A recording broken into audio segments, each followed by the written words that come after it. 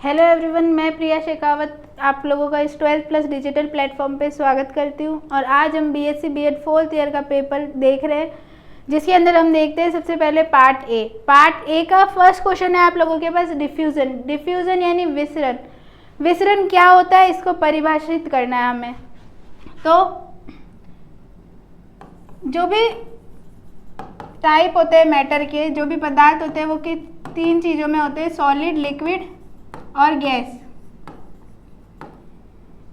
अब जब भी ये तीनों टाइप के पदार्थ अधिक सांद्रता से यानी हाई कंसंट्रेशन से लो कंसंट्रेशन की तरफ जाए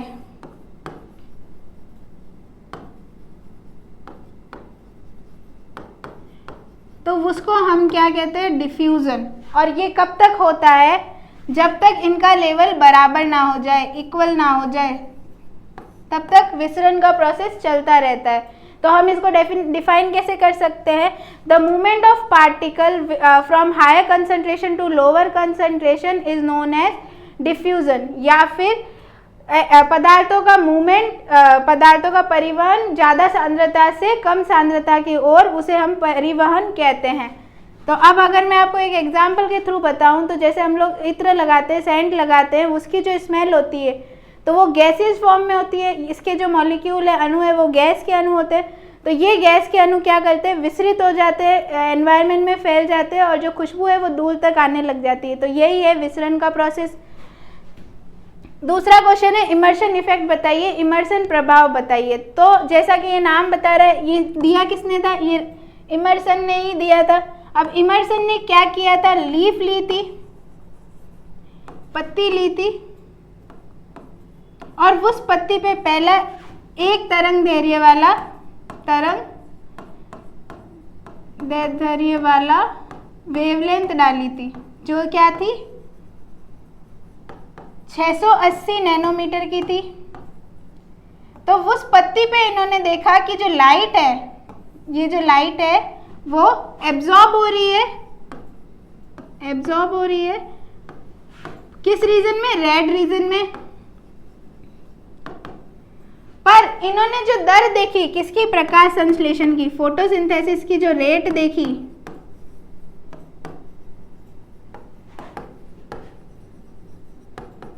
वो कम थी। फिर इन्होंने क्या किया, एक ही साथ, ये वही लीफ है, इसके ऊपर एक ही साथ 2 वेवलेंथ की लाइट डाली, यानी 2 तरंग दैर्ध्य वाली लाइट डाली, प्रकाश डाला। और यहाँ पर एक जो थी वो कैसी थी, हाई इंटेंसिटी की थी, और एक लो इंटेंसिटी की थी।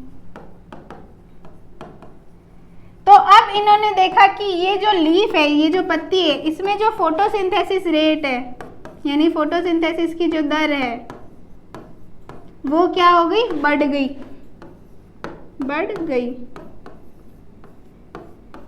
तो इमर्सन इफेक्ट क्या है, जब किसी लीफ पर, जब किसी प्लांट पर हम 2 तरंग दैर्ध्य वाले वेवलेंथ वाली लाइट यानी प्रकाश डालें, तो उसकी जो फोटोसिंथेसिस रेट में चेंज आता है, जो बढ़ जाती है, तो उसी को हम बोलते हैं इमर्शन प्रभाव या इमर्शन इफेक्ट। इसके बाद तीसरा क्वेश्चन है हमारे पास, एंजाइम क्या है। तो एंजाइम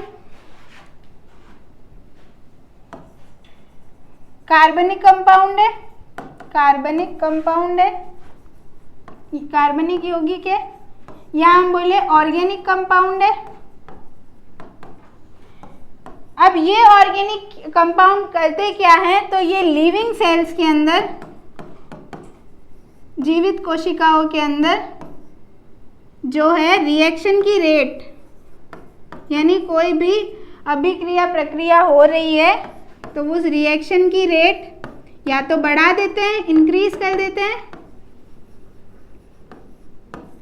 या उसको कम कर देते हैं, डिक्रीज कर देते हैं। तो ये काम किसका होता है, एंजाइम का होता है। तो हम क्या बोल सकते हैं, enzymes are the organic compound which control यानी नियंत्रण करते हैं और कोऑर्डिनेट करते हैं यानी निर्देशित करते हैं किसको, अभिक्रियाओं को, रिएक्शन को। इसके अलावा ये टर्म किसने दिया था? तो ये टर्म कुहने ने दिया था 1978 के अंदर। और हम एंजाइम को ऑल्सो नोन एज, जो एंजाइम है उसके दूसरे जो नाम है वो क्या है? बायोकैटलिस्ट, यानी जैव उत्प्रेरक। यानी ये लिविंग ऑर्गेनिज्म में रिएक्शन की रेट को बढ़ाता घटाता है, इसलिए इसको जैव उत्प्रेरक बोला है। अब तीसरा क्वेश्चन है हमारे पास, मेटाबॉलिज्म क्या है, यानी चयापचय क्या है? तो मेटाबॉलिज्म हमारी बॉडी के अंदर, ऑर्गेनिज्म की बॉडी के अंदर जितनी भी रिएक्शन हो रही है, जितनी भी अभिक्रियाएं हो रही है, वो क्या है? मेटाबॉलिज्म है। यानी जो प्रतिक्रियाओं की श्रृंखला है, यानी सीरीज ऑफ रिएक्शन हो रही है हमारी बॉडी के अंदर, वो क्या है? मेटाबॉलिज्म। अब यही मेटाबॉलिज्म दो भागों में विभाजित है। एक है एनाबॉलिज्म, यानी उपचय, और दूसरा है कैटाबॉलिज्म, यानी अपचय। तो अब इन दोनों में क्या होता है? तो ये जो हमारा एनाबॉलिज्म है उसमें जो सिंपल कंपाउंड होते हैं, वो कॉम्प्लेक्स कंपाउंड का फॉर्मेशन करते हैं, जैसे हम इसके एग्जाम्पल में ले सकते हैं, जो हमारे फोटोसिंथेसिस की प्रक्रिया है, प्रकाश संश्लेषण की जो रिएक्शन है, वो किस में आ गई? एनाबॉलिक के अंदर, क्योंकि उसमें कार्बन डाइऑक्साइड और वाटर के अणु मिलकर किसका निर्माण कर रहे हैं? कॉम्प्लेक्स जटिल कंपाउंड, जटिल यौगिक का निर्माण कर रहे हैं, जो क्या है? कार्बोहाइड्रेट या फिर ग्लूकोज। और वहीं पर जो यहाँ पर हमारे कॉम्प्लेक्स कंपाउंड होते हैं कैटाबॉलिज्म के अंदर, जो जटिल यौगिक होते हैं, वो टूटकर सिंपल कंपाउंड का, यानी सरल यौगिक का निर्माण करते हैं। जैसा हम देखें श्वसन की क्रिया में होता है, रेस्पिरेशन में होता है। तो ये था मेटाबॉलिज्म के बारे में। अब अगला क्वेश्चन हम देखें कि फॉस्फोराइलेशन क्या होता है, फॉस्फोरिलीकरण क्या होता है। तो किसी भी ग्रुप के अंदर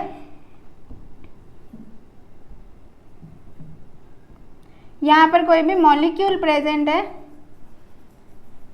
इस मॉलिक्यूल के अंदर फॉस्फेट का जुड़ना, यानी PO4 माइनस का जुड़ना, ये क्या है? फॉस्फोराइलेशन या फॉस्फोरीकरण।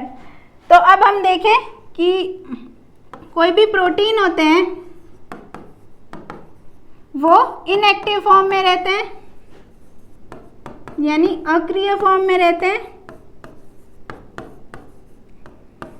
जब तक इनका फॉस्फोराइलेशन नहीं होता, जब तक इनमें PO4 ऐड नहीं होता, तब तक ये अक्रिय फॉर्म में रहते हैं। और इसके एडिशन के बाद हमारा प्रोटीन सक्रिय हो जाता है।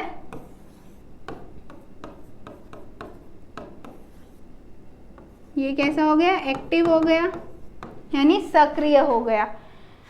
तो अब जो फॉस्फोराइलेशन करते हैं प्रोटीन, तो वो कौन करता है? काइनेज एंजाइम करता है, काइनेज एंजाइम। इसका काम क्या है? PO4 ग्रुप को, PO4 माइनस को ऐड करना, यानी फॉस्फोराइलेशन करना। अब नेक्स्ट क्वेश्चन देखें तो नेक्स्ट है हमारे पास मॉर्फोजेनेसिस क्या होता है, यानी आकारोद्भिद क्या होता है। तो इसमें दो वर्ड है, मॉर्फो यानी आकार, और जेनेसिस यानी बनना। किसी भी आकार का बनना क्या है? मॉर्फोजेनेसिस है। अब होता किस में है ये? तो ये ऑर्गेनिजम्स के अंदर होता है, जीवों के अंदर होता है। अब सेल है, टिश्यू है, यानी कोशिका है। कोशिका क्या बनाएगी? उत्तक बनाएगी, और ये उत्तक ऑर्गन सिस्टम बनाएंगे।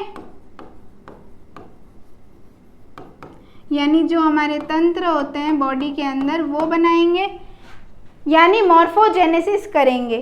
तो अब ये होता क्यों है? तो ये होता है सेल्यूलर डिफरेंशिएशन के लिए,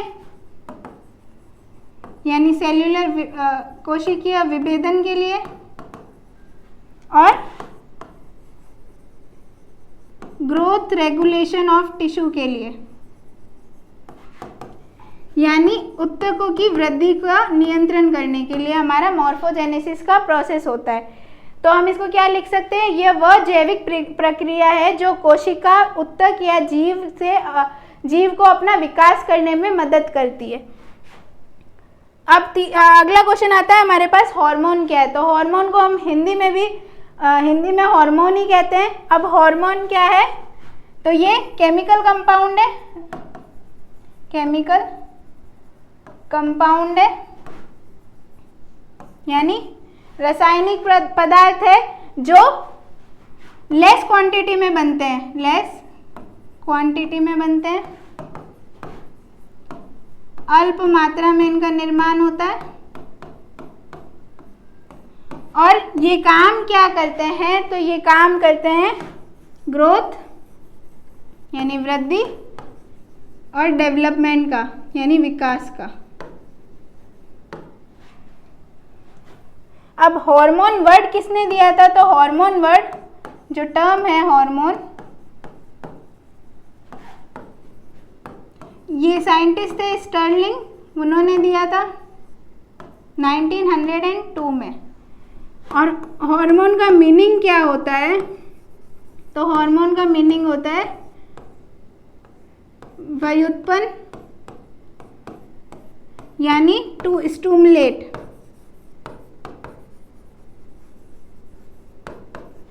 किसी फंक्शन को स्टार्ट करना, उत्पन्न करना, इसका काम होता है हार्मोन का। अब हम नेक्स्ट क्वेश्चन देखें तो हमारे पास है होलो एंजाइम क्या है? होलो एंजाइम को हम हिंदी में भी होलो एंजाइम कहते हैं। तो ये एक एंजाइम है, वो किससे बना हुआ है? होलो एंजाइम दो चीजों से बना हुआ है, एपो एंजाइम, कोफैक्टर यानी सहकारक। एपो एंजाइम को तो हम हिंदी में एपो एंजाइम ही कहेंगे, और कोफैक्टर हो जाएगा सहकारक। जब इस एंजाइम को अपना काम करना होता है तो ये दोनों चीज़ें यानी एपो एंजाइम और कोफैक्टर आपस में मिलते हैं और होलो एंजाइम का निर्माण करते हैं, और ये एंजाइम अपना काम करता है। पर जब इसको कोई काम नहीं होता, यानी इसका कोई वर्क नहीं होता, तब ये दोनों जो सब यूनिट्स है, उप इकाई है, इनको हम क्या बोल सकते हैं? उप इकाई, यानी सब यूनिट अलग अलग पड़ी रहती है। जब जुड़ती है तभी ये फंक्शन कर सकती है। अगर हम इसके एग्जाम्पल देखें तो है आरएनए पॉलीमरेज, एक होलो एंजाइम है, डीएनए पॉलीमरेज, थर्ड ये भी एक होलो एंजाइम है। अब इसके बाद हमारा एक नेक्स्ट क्वेश्चन है, एक्टिव ट्रांसपोर्ट क्या होता है? सक्रिय परिवहन क्या होता है? तो जैसा ये वर्ड बता रहा है कि ये कैसा है? एक्टिव है, यानी इसमें किसकी नीड है? एनर्जी की, यानी ऊर्जा की। अब ये होता किससे है? तो इसके लिए ट्रांसपोर्टर्स, कैरियर्स और प्रोटीन्स ये लगे रहते हैं। ये इनको हेल्प करते हैं सक्रिय परिवहन के लिए, कि किसी मॉलिक्यूल को परिवहन करना है, ट्रांसपोर्ट होना है, वो भी कौन से माध्यम से? सक्रिय माध्यम से, एक्टिव माध्यम से। तो ट्रांसपोर्टर, कैरियर्स और प्रोटीन इसकी हेल्प करते हैं। अब जो आयंस या मॉलिक्यूल्स जिनका मूवमेंट होता है वो कैसा होता है? अगेंस्ट ग्रेडियंट होता है। इसका मतलब क्या है? तो इसका मतलब ये है कि जो मॉलिक्यूल्स है उनका मूवमेंट होता है कम सांद्रता से, यानी लो कंसंट्रेशन से हाई कंसंट्रेशन की तरफ, ज़्यादा सांद्रता की तरफ। अब ये होता कहाँ पर है? तो ये होता है टोनोप्लास्ट पर, यानी जो वैक्यूल की मेम्ब्रेन है उस पर, या फिर हम बोल सकते हैं हमारी प्लाज्मा झिल्ली पर, प्लाज्मा मेम्ब्रेन पर। इसके बाद हमारा नेक्स्ट क्वेश्चन है टर्गर प्रेशर क्या होता है? तो टर्गर प्रेशर को हम स्फीति दाब बोलते हैं हिंदी के अंदर। अब ये वो प्रेशर होता है जो कोशिका द्रव्य कोशिका भित्ति पे लगाता है। यहाँ पर हमारा क्या प्रेजेंट है? न्यूक्लियस प्रेजेंट है, ये हमारी सेल वॉल हो गई, कोशिका भित्ति हो गई, और यहाँ पर हमारा साइटोप्लाज्म प्रेजेंट है, यानी कोशिका द्रव्य प्रेजेंट है।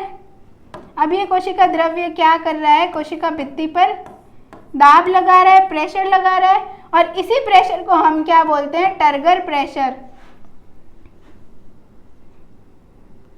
इसी प्रेशर को हम क्या बोलते हैं? टर्गर प्रेशर, यानी स्फीति दाब। अब जो इसकी वैल्यू होती है वो हमेशा पॉजिटिव होती है, यानी धनात्मक होती है। तो ये था टर्गर प्रेशर के बारे में, और इसी के साथ हमारा पार्ट ए पूरा हुआ। अब हम देखेंगे पार्ट बी। पार्ट बी के अंदर क्वेश्चन है आपके पास, explain water potential equation and its component, यानी जल विभव समीकरण को समझाइए और उसके अलावा इसके घटकों के बारे में भी बताइए। तो इसके अंदर सबसे पहले जल विभव क्या होता है? तो हम जानते हैं रासायनिक बल जो होता है, रासायनिक विभव जो होता है, केमिकल पोटेंशियल,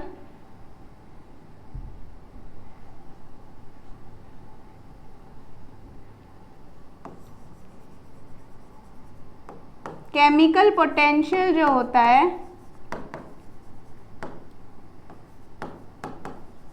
उसे हम बोलते हैं रासायनिक विभव। रासायनिक विभव। तो अब ये रासायनिक विभव क्या होती है? तो ये किसी के भी फ्री एनर्जी मॉलिक्यूल, यानी जिसके पास मुक्त ऊर्जा होती है, एनर्जी ऊर्जा होती है, फ्री एनर्जी,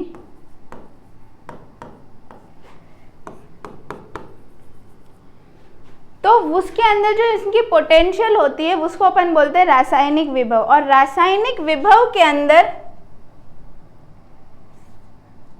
रासायनिक विभव के अंदर जो कमी आ जाती है, अगर हम लोग, जैसे हमारा कोई सॉल्यूशन है,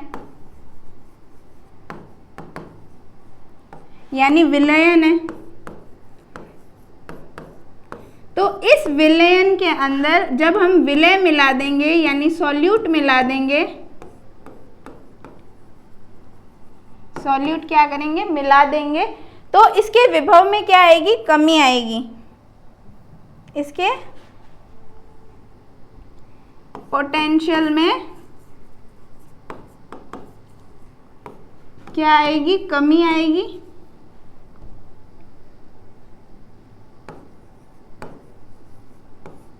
और इसी कमी को हम क्या कहते हैं? जल विभव। इसी कमी को हम कहते हैं जल विभव,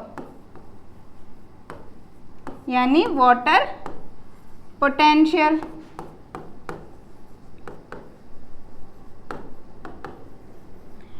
अब एक इम्पॉर्टेंट बात कि जो हमारे पास प्योर वाटर होता है, प्योर वाटर जो होता है, यानी शुद्ध जल जो होता है, उसका हमेशा जो WP है, वाटर पोटेंशियल है, वो रहता है 0। क्या रहता है? 0। तो हम क्या कहेंगे? जो प्योर वाटर का पोटेंशियल है, वाटर पोटेंशियल है, वो हमेशा क्या रहता है? 0, 0।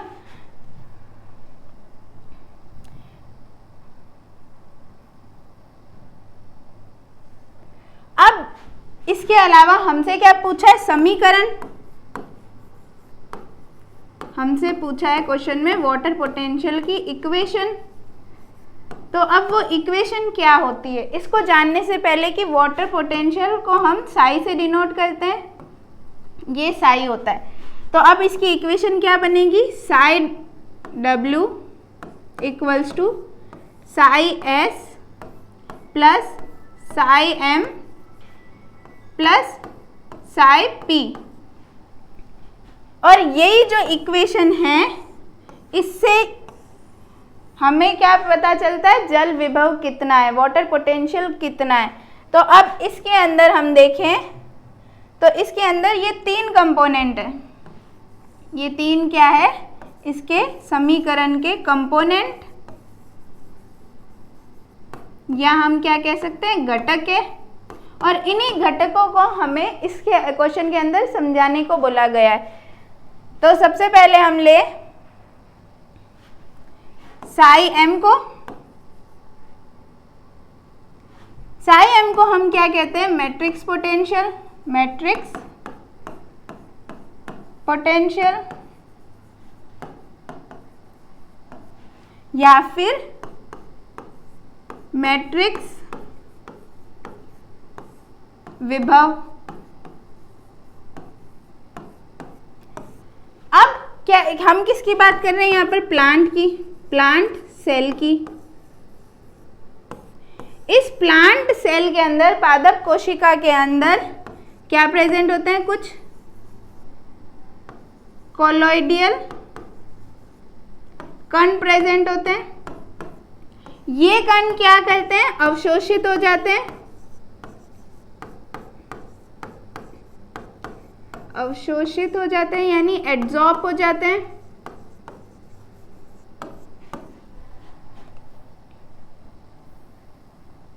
किस पर, हमारे कोशिका के सरफेस पर, सतह पर।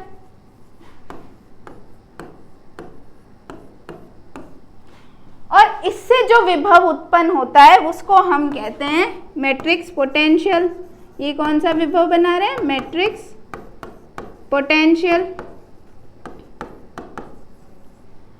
अब इसकी वैल्यू क्या होती है, तो इसकी वैल्यू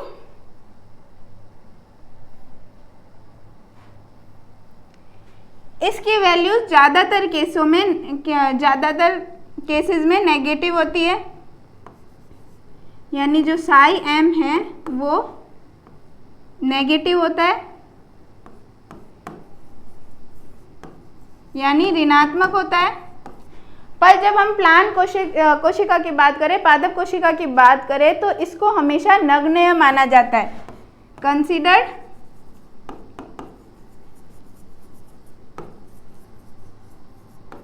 नेग्लिजिबल।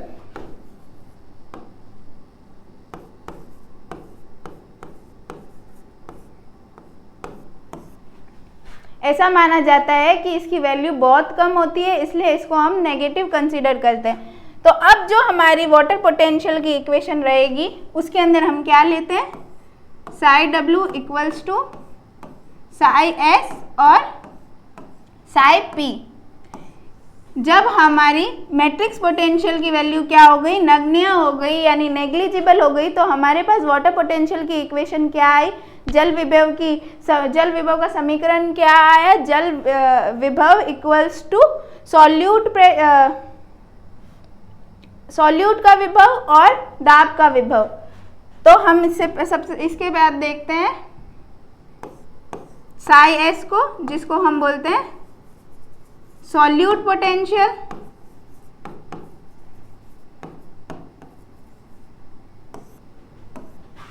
या विलय विभव।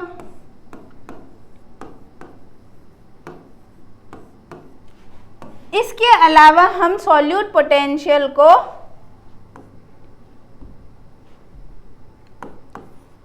ऑस्मोटिक पोटेंशियल भी कह सकते हैं।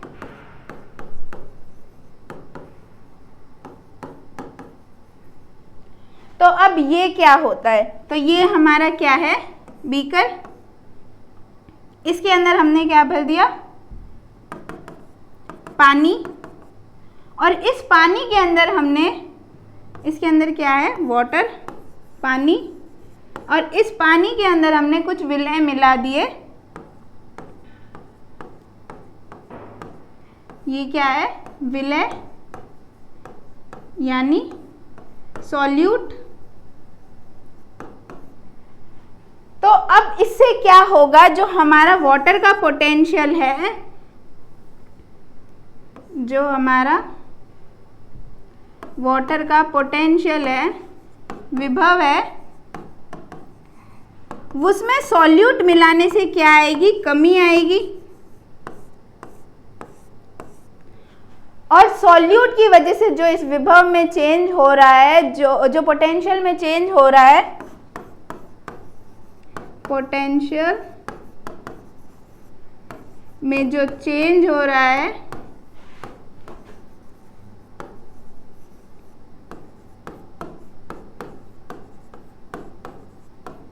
किसकी वजह से? सॉल्यूट की वजह से, विलय की वजह से। तो उसी चेंज को हम क्या कहते हैं? सॉल्यूट पोटेंशियल या विलय विभव। अब इसके बाद तीसरा हमारा घटक क्या है हमारे वाटर पोटेंशियल का? तो हमारे वाटर पोटेंशियल का तीसरा घटक है साई पी, जिसको हम बोलते हैं प्रेशर पोटेंशियल। प्रेशर पोटेंशियल या दाब विभव। तो अब प्रेशर पोटेंशियल क्या होता है? तो ये हमारा सेल है,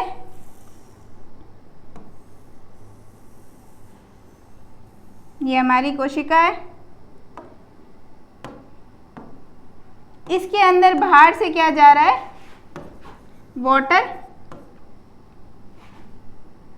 और इसके अंदर क्या प्रेजेंट है? साइटोप्लाज्म, कोशिका द्रव्य। तो ये बाहर से जो प्रेशर लग रहा है या अंदर से जो प्रेशर लग रहा है, जिसको हम क्या बोलते हैं? स्फीति दाब, टर्गर प्रेशर। अब जो ये टर्गर प्रेशर होता है, यही है हमारा प्रेशर पोटेंशियल। क्या है? ये जो टर्गर प्रेशर होता है, स्फीति दाब होता है,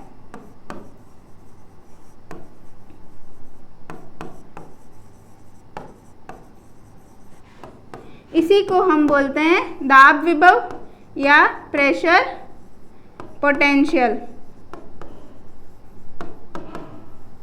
इसकी जो वैल्यू होती है हमेशा पॉजिटिव आती है, यानी धनात्मक होती है। और यहाँ पर जो मैंने आपको सॉल्यूट पोटेंशियल बताया था, विलय विभव बताया था, इसकी जो वैल्यू होती है हमेशा, इसकी जो वैल्यू होती है हमेशा माइनस में आती है, नेगेटिव में आती है।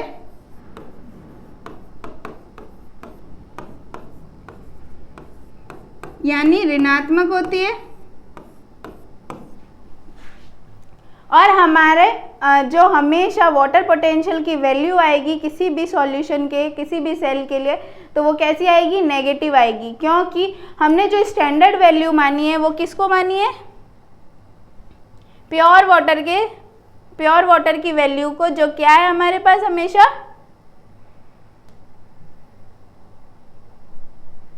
यहाँ पर मैंने आपको बताया है, प्योर वाटर की जो साई की वैल्यू होती है वो हमेशा क्या होती है? 0 होती है। तो इसलिए हमारे पास किसी भी सॉल्यूशन की कभी भी वाटर पोटेंशियल जल विभव की वैल्यू आएगी, वो कैसी होगी? ऋणात्मक होगी, यानी नेगेटिव होगी। इसके बाद हमारा सेकंड क्वेश्चन क्या है? Explain various theories of ascent of सेप।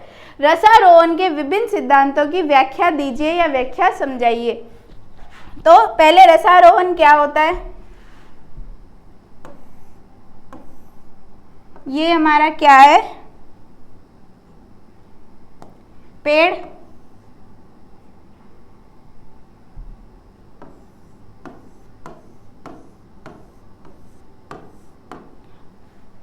अब इस पेड़ के अंदर यहाँ क्या है? जड़ें, रूट्स।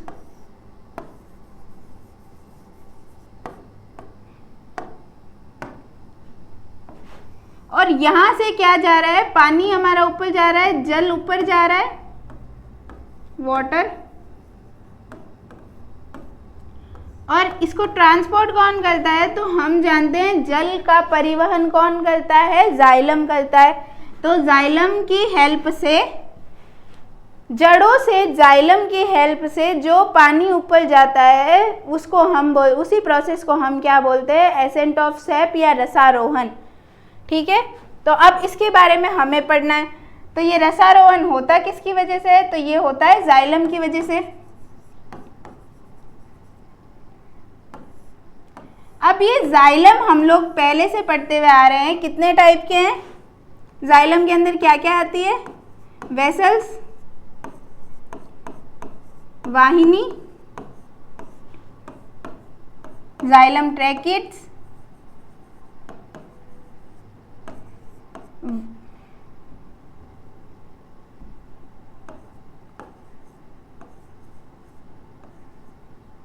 यानी वाहिका,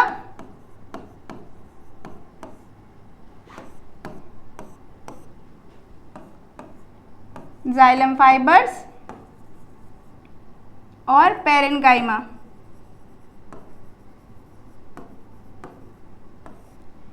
पर इनमें से सिर्फ ये दो ही है जो रसारोहण में, एसेंट ऑफ सैप में पार्ट लेते हैं।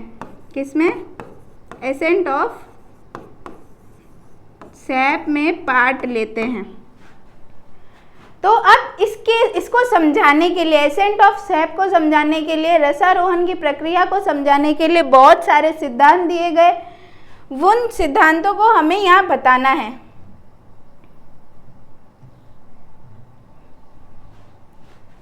तो हमें क्या दिए गए, थ्योरीज दी गई। इनको हम थ्योरीज ना बोलकर हाइपोथेसिस बोलेंगे, यानी सिद्धांत ना बोलकर, ये क्या हुई, सिद्धांत ना बोलकर हम इनको क्या बोलेंगे, परिकल्पना।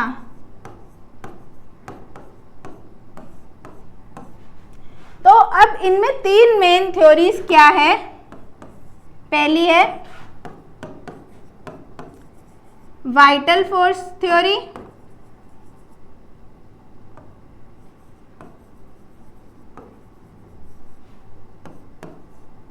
यानी जैविक बल सिद्धांत।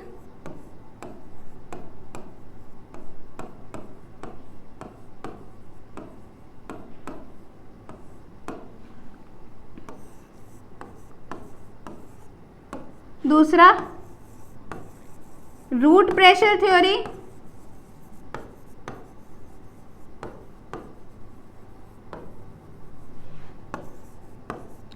यानी मूल दाब सिद्धांत।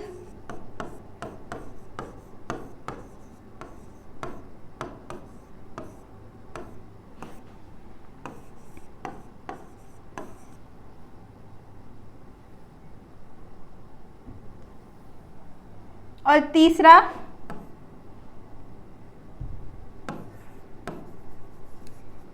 फिजिकल फोर्सेस थ्योरी,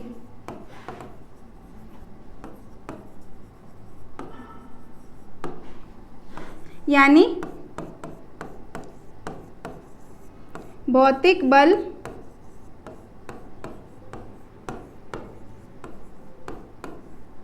सिद्धांत।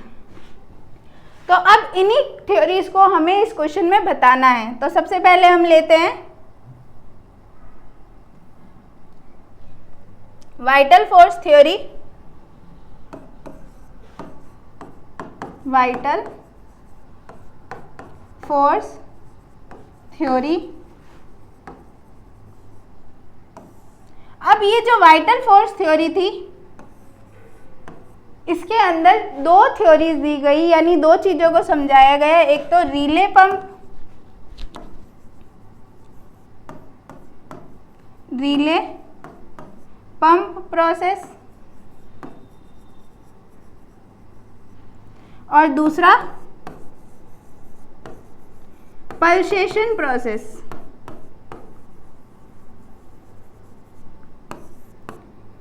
स्पंदन क्रिया या प्रक्रिया। तो अब इनमें माना क्या गया वाइटल फोर्सेस थ्योरी में कि जो जल का ट्रांसपोर्ट है, जो जल का परिवहन है, वो कौन करती है? जीवित कोशिकाएं करती है, जीवित सेल करती है, यानी लिविंग सेल करती है। और लिविंग सेल में भी कौन सा? जाइलम का जो पैरेनकाइमा है,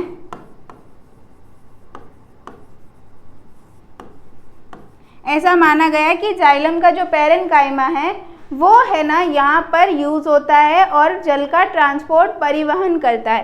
तो रिले पंप थ्योरी में क्या है? रिले पंप थ्योरी में है कि एक पंप की तरह जो कॉर्टेक्स पैरेनकाइमा, वल्कुट में जो पैरेनकाइमा प्रेजेंट होता है, वल्कुट में जो पैरेनकाइमा प्रेजेंट होता है उससे क्या एक पंप की तरह पानी को ऊपर भेजा जाता है जड़ों से। तो ये था रिले पंप प्रोसेस के अंदर। और पल्सेशन प्रोसेस के अंदर ये जो रिले पंप प्रोसेस है ये किसने दिया था? गोल्डवेस्की ने। और ये जो पल्सेशन प्रोसेस है ये दिया था जेसी बॉस ने, जो भारतीय वैज्ञानिक थे। तो रिले पंप प्रोसेस में क्या बताया कि पंप की तरह पानी को ऊपर भेजा जाता है। और पल्सेशन के अंदर जेसी बॉस ने क्या किया?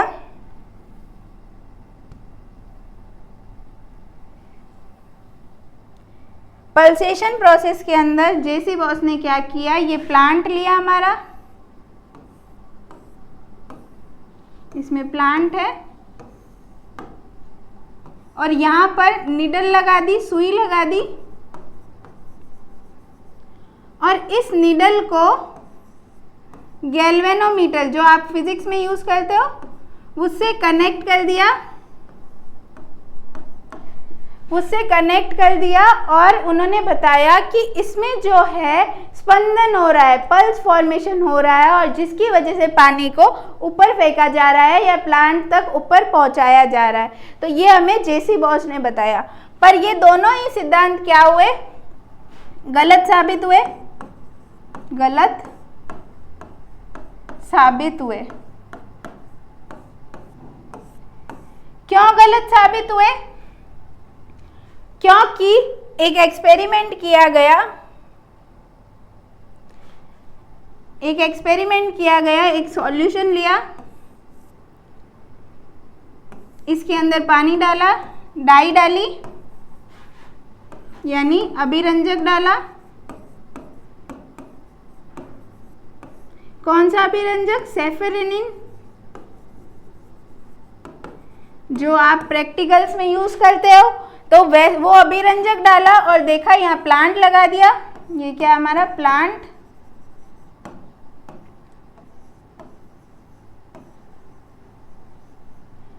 और देखा गया कि जो यहाँ पर सेल है, जो जाइलम की वेसल्स और ट्रैकेट्स है, उनमें क्या हो रहा है? कलर, उनमें कलर दिखाई दे रहे हैं, वो डाई फॉर्म में दिखाई दे रहे हैं। तो हमने बोला कि जो पैरेनकाइमा है उसका इसमें रोल नहीं है। उसके अलावा यहाँ पर हमने क्या बात कर ली? इसकी बात कर ली। फिर एक जो साइंटिस्ट थे उन्होंने क्या किया? पिक्रिक एसिड लिया, पिक्रिक अम्ल लिया। अब इस पिक्रिक अम्ल का क्या काम है? तो ये पिक्रिक अम्ल जो लिविंग सेल होती है, जीवित कोशिकाएं होती है, उनको क्या कर देता है? डेड कर देता है, मार देता है और डेड बना देता है। तो इन्होंने पिक्रिक एसिड लिया और पेड़ की जो पैरेनकाइमेटिक सेल होती है, जो लिविंग है जाइलम के अंदर, बाकी सारी कैसी है? मृत कोशिकाएं हैं, मरी हुई कोशिकाएं हैं। तो इन्होंने देखा पिक्रिक एसिड डालने के बाद भी जो हमारा एसेंट ऑफ सैप है, यानी रसारोहण की प्रक्रिया हो रही है। तो उन्होंने बोला कि ये जो रसारोहण की प्रक्रिया है इसमें जीवित कोशिकाएं भाग नहीं लेती। तो इसकी वजह से ये जो थ्योरी थी वाइटल फोर्सेस थ्योरी, ये तो क्या हुई? गलत साबित हो गई।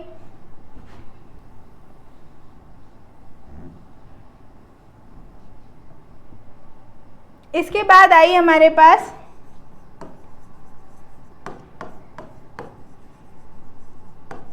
रूट प्रेशर प्रेशर थ्योरी,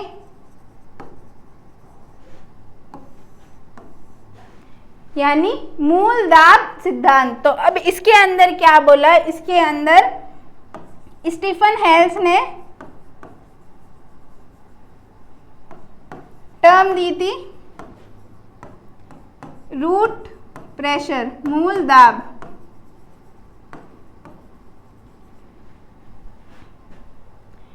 इन्होंने मूल दाब टर्म दी थी और दूसरे साइंटिस्ट थे, इन्होंने रूट प्रेशर थ्योरी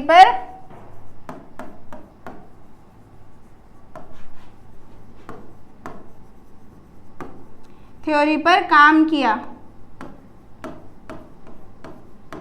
अब इन्होंने क्या किया, ये हमारे प्लांट की रूट है, इसको इन्होंने कट करा और देखा कि सबसे बाहर क्या है, एपिडर्मिस।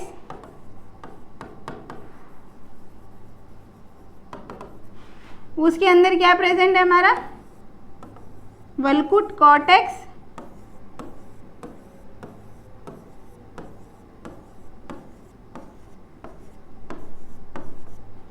ये क्या हो गया हमारा कॉर्टेक्स, और इसके अंदर की साइड हमारे पास प्रेजेंट है एंडोडर्मिस।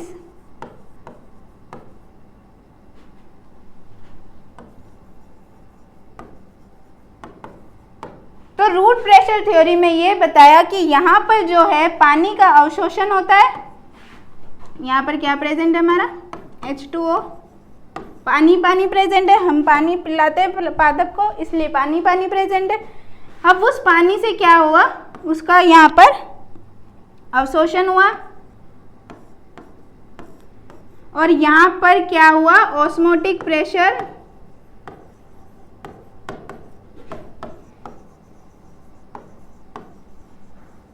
ऑस्मोटिक प्रेशर की वजह से, ऑस्मोटिक दाब की वजह से जो पानी है वो अधिक सांद्रता से कम सांद्रता की ओर चलता गया और आगे खिंचता गया और पानी ऊपर तक पहुंचा। तो ये था रूट प्रेशर थ्योरी के बारे में, पर ये भी गलत साबित हो गया।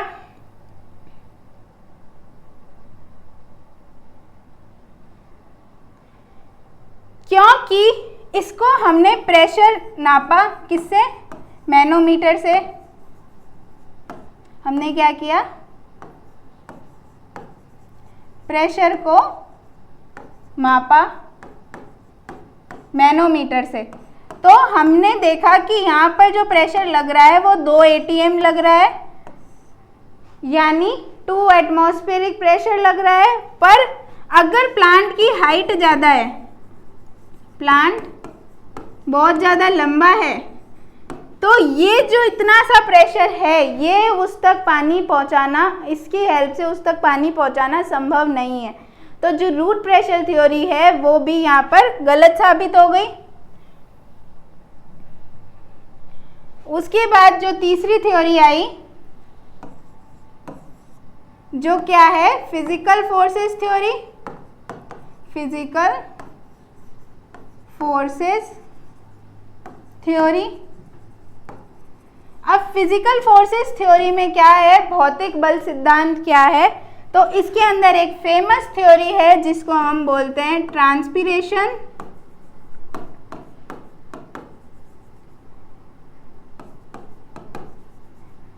पुल थ्योरी।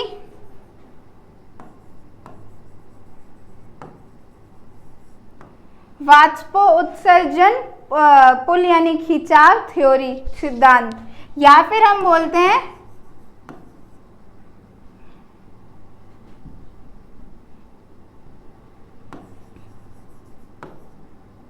कोहेशन थ्योरी, यानी सहसंजन सिद्धांत। तो अब इसके अंदर क्या हुआ, ये हमारा प्लांट है,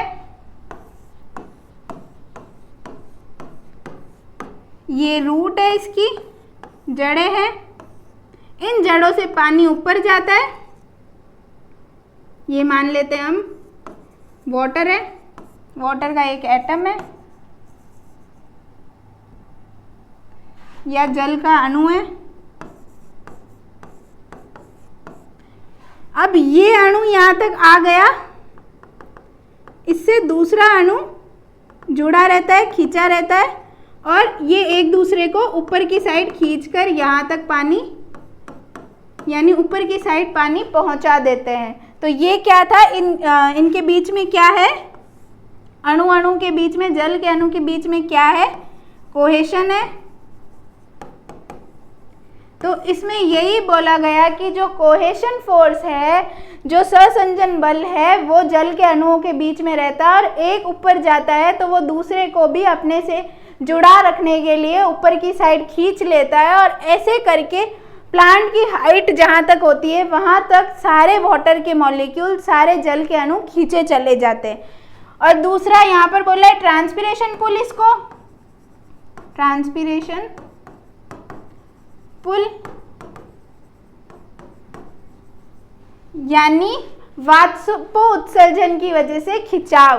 तो यहाँ क्या हो रहा है, हम जानते हैं कि ट्रांसपिरेशन क्या है, ट्रांसपिरेशन है loss of water from leaves, यानी पत्तियों से जल को निकलना क्या है, ट्रांसपिरेशन का प्रोसेस है। तो जब वो जल निकलता है हमारी पत्तियों से, प्लांट की पत्तियों से, तो क्या होता है, एक प्रेशर बनता है, या हम बोले एक खिंचाव बनता है, और वो खिंचाव जो है नीचे से जल के अणु को खींच लेता है।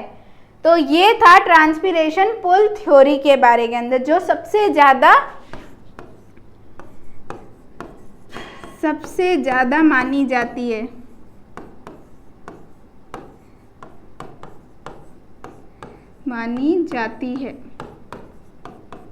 यानी एक्सेप्टेबल है।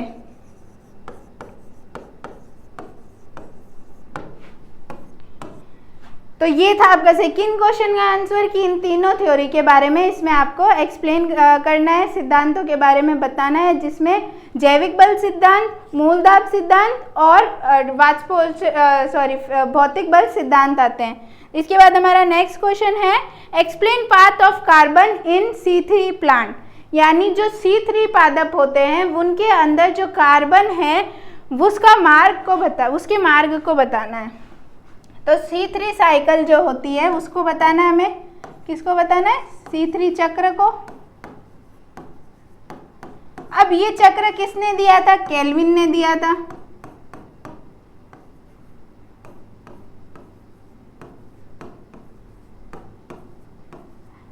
अराउंड इस टाइम में केल्विन ने हमें ये चक्र दिया था। अब इसने क्या किया था, इसने बताया था कि जो CO2 है उससे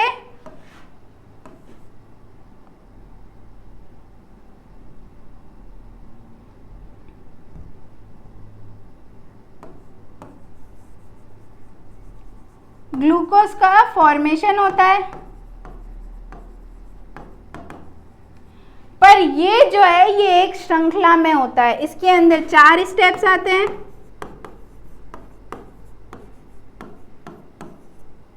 पहला कार्बोक्सिलेशन, जिसको हम फिक्सेशन भी बोल सकते हैं, यानी कार्बन का स्थिरीकरण।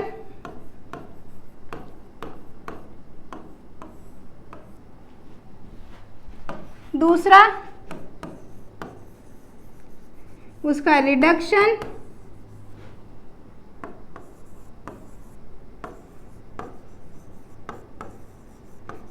इंटरमीडिएट फॉर्मेशन,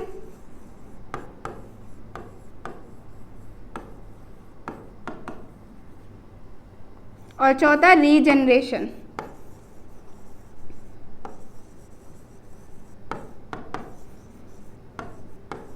यानी पुनर्रुदन, यानी वापस बनना।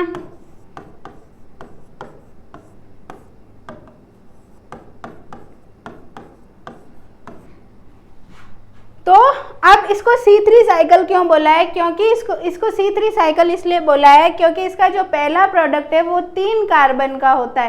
पहला जो स्थायी प्रोडक्ट बनता है वो 3 कार्बन का होता है। तो अब हम इस साइकिल को देखें तो ये है हमारी C3 साइकिल।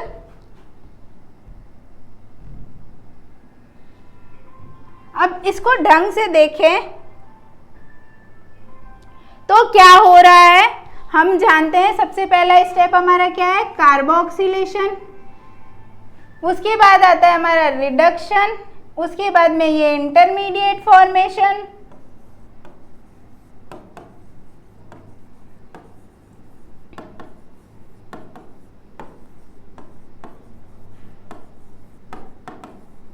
और सबसे एंड में यहाँ पर वापस हो रहा है हमारा रीजनरेशन।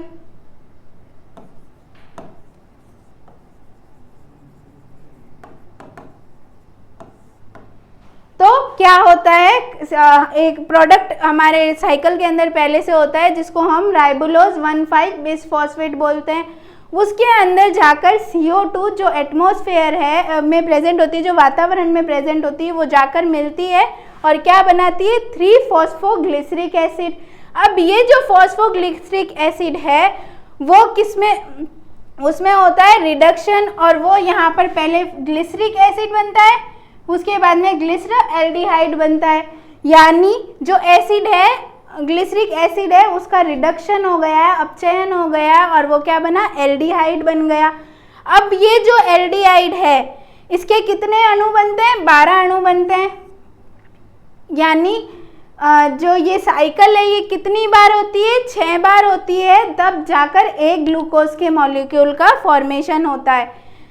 तो यहाँ पर अगर हम लोग देखें तो यहाँ पर हमें फॉस्फोग्लिसरॉल्डिहाइड कितने अणु मिलेंगे, 12 अणु मिलेंगे। उसमें से जो 10 अणु हैं वो तो वापस चले जाएंगे किधर, रीजनरेशन करने राइबोलोज 1,5 बिसफॉस्फेट का। और उसके अलावा जो अणु हैं वो क्या करेंगे, जो 2 अणु होंगे, यहाँ पर क्या है, 2 अणु है, एक तो चला जाए, एक इधर से जाएगा और एक इधर। ये अब दोनों पाथ क्या है, इंटरचेंजेबल है। एक बनाएगा डाईहाइड्रोक्सी एसीटोन फॉस्फेट और फिर वहाँ से बनेगा फ्रक्टोज बिसफॉस्फेट, जो आपके ग्लाइकोलाइसिस का प्रोसेस होता है वो। तो ये ग्लाइकोलाइसिस के इंटरमीडिएट प्रोसेस है, ये यहाँ पर बताने इतने इम्पोर्टेंट नहीं है। पर हम देखें कि यहाँ पर क्या हो रहा है, तो ये जो फॉस्फोग्लिसरॉल्डिहाइड थे, यहाँ से जो इसके 10 मॉलिक्यूल है वो किधर चले जाएंगे, वापस किसका रीजनरेशन करने, राइबोलोज 5 फॉस्फेट का रीजनरेशन करने। अब ये जो राइबोलोज 5 फॉस्फेट है इसका वापस रीजनरेशन होगा और ये फॉस्फोराइलेशन करेगा, यानी इसका फॉस्फोरिलीकरण होगा, और इस फॉस्फोरिलीकरण के बाद में राइबोलोज 1,5 बिसफॉस्फेट बनेगा। और ये जो केल्विन चक्र है ये ऐसे ही चलता रहेगा। अब ये केल्विन चक्र होता किसमें है, तो ये होता है C3 प्लांट्स के अंदर, जो क्या है, व्हीट,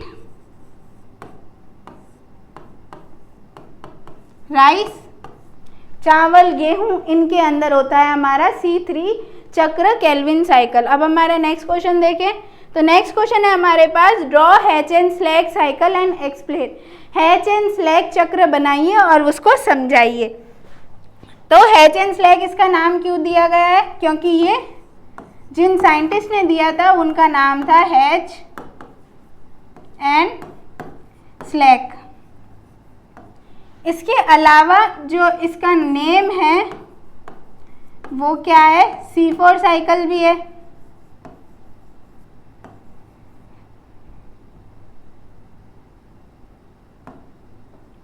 इसको हम C4 साइकिल भी बोलते हैं क्योंकि इसमें जो प्रथम स्थायी प्रोडक्ट होता है वो क्या होता है, 4 कार्बन का होता है, डाई कार्बोक्सिलिक एसिड होता है। इसके अलावा जो इसमें हैच एंड स्लैग साइकिल में इम्पोर्टेंट है वो है क्रेंज एनाटॉमी।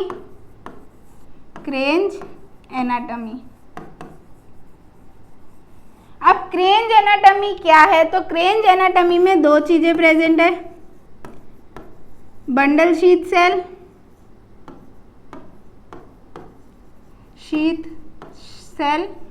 और मेसोफिल सेल। तो जो ये दोनों सेल है इसमें क्या होता है, जो बंडल शीथ सेल है उसमें होती है हमारी C4 साइकिल, और ये C4 ले जाकर अपना प्रोडक्ट किसको दे देती है, मेसोफिल सेल को, जहाँ पर होती है C3 साइकिल यानी केल्विन चक्र। तो अब हम इसको डायग्राम के थ्रू देखें तो बाहर की साइड क्या प्रेजेंट होता है हमारा,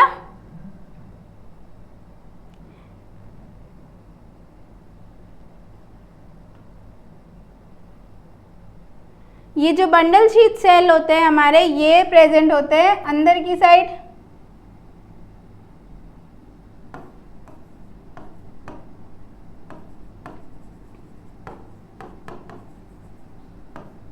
और ये आउटर साइड प्रेजेंट होते हैं लीफ पर।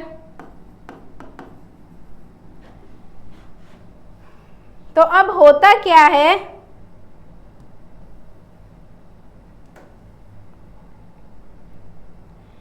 पहले इतना देखते हैं, ये हमारी एटमॉस्फेयर में प्रेजेंट कार्बन डाइऑक्साइड है, ये हमारा पर्ण मध्योतक है यानी मेसोफिल सेल है। अब इसके अंदर क्या होगा, ये जो कार्बन डाइऑक्साइड है जो एटमॉस्फेयर से आएगी उसको फॉस्फोइनोल पाइरूवेट, ये जो अणु है ये क्या है, फॉस्फोइनोल पाइरूवेट। ये कितने कार्बन का होता है, तो ये 3 कार्बन का बना होता है।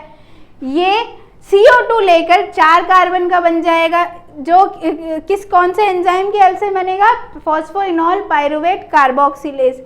ये क्या है, एंजाइम है, इसकी हेल्प से हमारे पास बनेगा ऑक्जेलो एसिटिक एसिड, ऑक्जेलो एसिटिक एसिड। अब ये ऑक्जेलो एसिटिक एसिड क्या है, ये 4 कार्बन का बना होता है और ये हमारा पहला स्थायी प्रोडक्ट है, जिसकी वजह से हम इसको, इस साइकिल को क्या बोलते हैं, C4 साइकिल बोलते हैं। अब ये जो ऑक्जेलो एसिटिक एसिड है ये डिहाइड्रोजिनेस एंजाइम यानी मैलेट डिहाइड्रोजिनेस एंजाइम की हेल्प से डिहाइड्रेट हो जाएगा और बनाएगा मैलेट। अब ये जो मैलेट है ये भी 4 कार्बन का ही होता है। अब ये मैलेट कहाँ जाएगा, हमारे बंडल शीथ सेल के अंदर यानी पुल आच्छादित कोशिकाओं के अंदर। तो अब ये बंडल शीथ सेल के अंदर कौन पहुंच गया, मैलेट, जो कितने का है, 4 कार्बन का है। अब इस पे क्या होगा, ये अपने में से एक कार्बन यानी CO2, एक कार्बन किसको दे देगा, C3 साइकिल को चलाने के लिए दे देगा। यहाँ क्या हो रही है, हमारी C3 साइकिल हो रही है, केल्विन चक्र हो रहा है, उसको चलाने के लिए दे देगा। पुल आच्छादित कोशिकाओं में क्या हो रही है, बंडल शीथ सेल में हमारी C3 साइकिल हो रही है, उनको चलाने के लिए ये दे दिया। अब यहाँ पर तो वही होगा जो C3 साइकिल में होता है कि ये CO2 रुबिस्को के साथ, रुबिस्को एंजाइम की प्रेजेंस में राइबोलोज 1,5-बिसफॉस्फेट के साथ मिलेगा और आगे चल के ये चक्र ऐसा ही चलता रहेगा। ये C3 साइकिल है तो इसको एक्सप्लेन करने की यहाँ पर ज़रूरत नहीं है। और इस प्रोसेस में हमारे पास क्या मिलेगी, सुक्रोज मिलेगी या हम बोले हेक्सोज मिलेगी, जो क्या होती है, कार्बोहाइड्रेट होती है।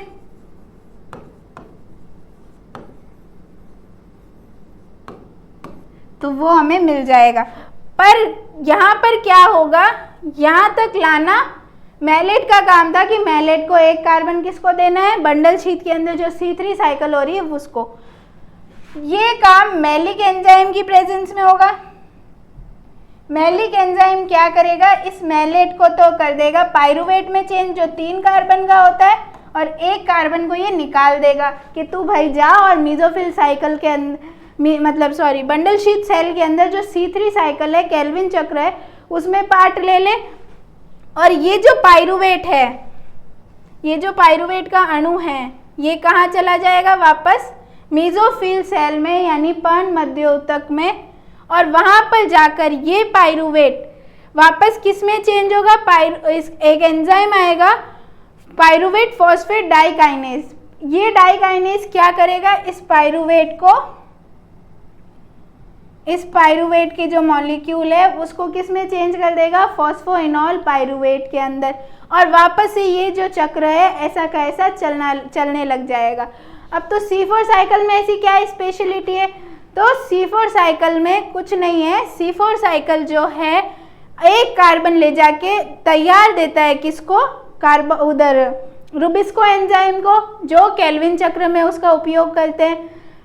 पर एफिशिएंसी इसकी ज़्यादा मानी जाती है, क्यों, दक्षता इसकी ज़्यादा इसलिए मानी जाती है क्योंकि हमारे रुबिस्को के पास क्या है, कार्बोक्सिलेज और ऑक्सीजनेज दोनों एंजाइम है, तो वो ऑक्सीजन भी ले सकता है और कार्बन भी।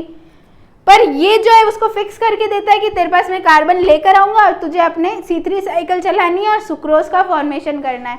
तो ये स्पेशलिटी है एच एन स्लैग साइकिल की। इसके बाद हमारा नेक्स्ट क्वेश्चन आता है, write a brief note on anaerobic respiration, यानी अवायवीय श्वसन पर लघु टिप्पणी करिए, यानी थोड़े उसके बारे में बताइए। तो पहले रेस्पिरेशन क्या है, तो रेस्पिरेशन हमारा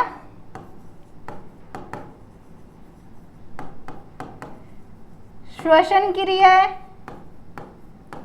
अब ये दो तरह की होती है, एनाएरोबिक जो हमसे पूछा है इस क्वेश्चन में,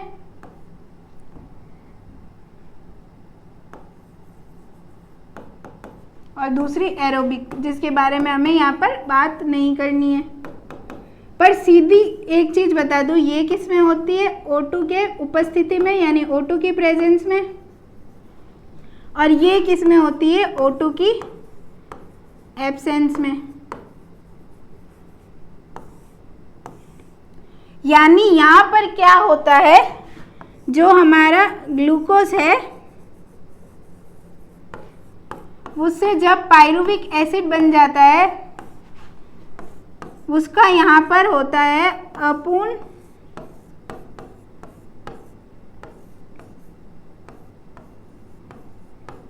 ऑक्सीकरण, इनकम्प्लीट ऑक्सीडेशन।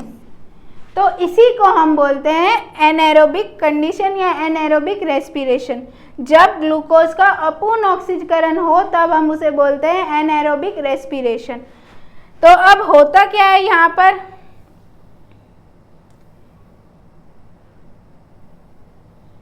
ये रहा हमारा ग्लूकोज का मॉलिक्यूल, इस ग्लूकोज से क्या होता है, पायरुविक एसिड बनता है, जैसा कि हम सब जानते हैं। कौन से प्रोसेस से, ग्लाइकोलाइसिस प्रोसेस से।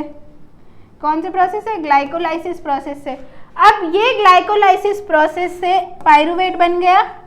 अब यहाँ पर क्या है, ऑक्सीजन की कमी है, O2 की कमी है, या फिर O2 एब्सेंट है, यानी O2 एब्सेंट है, नहीं है, तो उसके अंदर क्या होगा, अब इसके अंदर होगा एनाएरोबिक रेस्पिरेशन, यानी अवायवीय श्वसन। तो अब वो किससे होगा, फर्मेंटेशन के तरीकों से, फर्मेंटेशन के तरीकों से, यानी किण्वन के प्रोसेस से। अब ये किण्वन दो तरीके से हो सकता है, या तो इथेनॉल बनाए यानी एल्कोहलिक फर्मेंटेशन हो, यहाँ पर क्या हो रहा है, एल्कोहलिक फर्मेंटेशन हो,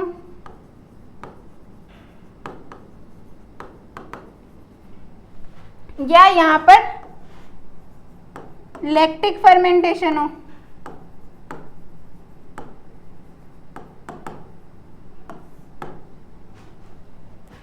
तो अब हम देखते हैं एल्कोहलिक फर्मेंटेशन में क्या होता है। तो एल्कोहलिक फर्मेंटेशन में जो पायरुविक एसिड है वो बना लेता है कार्बन डाइऑक्साइड और एसिटाल्डिहाइड, किसकी हेल्प से,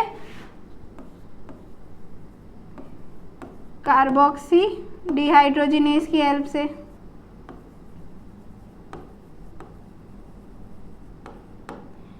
और ये एसिड ये जो है एसिटाल्डिहाइड ये बना लेता है हमारा इथेनॉल या एल्कोहल, जो क्या है C2H5OH, इसका फॉर्मेशन होता है। वहीं दूसरी साइड लैक्टिक एसिड फर्मेंटेशन में क्या है, जो पायरुविक एसिड है वो लैक्टिक एसिड बना लेता है किसकी प्रेजेंस में? लैक्टिक डिहाइड्रोजिनेज की हेल्प से।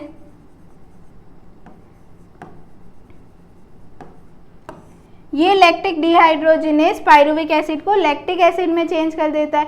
अब इन दोनों के अंदर ही क्या होता है? NaDH2 का यूज होता है और NAD का फॉर्मेशन होता है। यहाँ पर भी आप क्या लिख सकते हो? NaDH2 का यूज होता है और NAD का फॉर्मेशन होता है। तो इसको हम कहते हैं एनाएरोबिक रेस्पिरेशन। अब इसमें जो हमारे पास एनर्जी बनती है वो क्या है? सिर्फ 2 ATP बनती है। यानी ये इसकी दक्षता यानी एफिशिएंसी क्या है? कम है।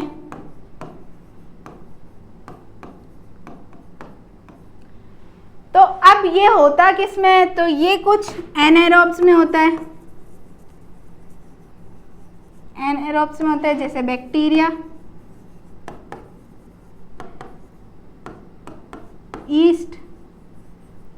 ईस्ट को तो हम जानते हैं वो फर्मेंटेशन के लिए ही फेमस है।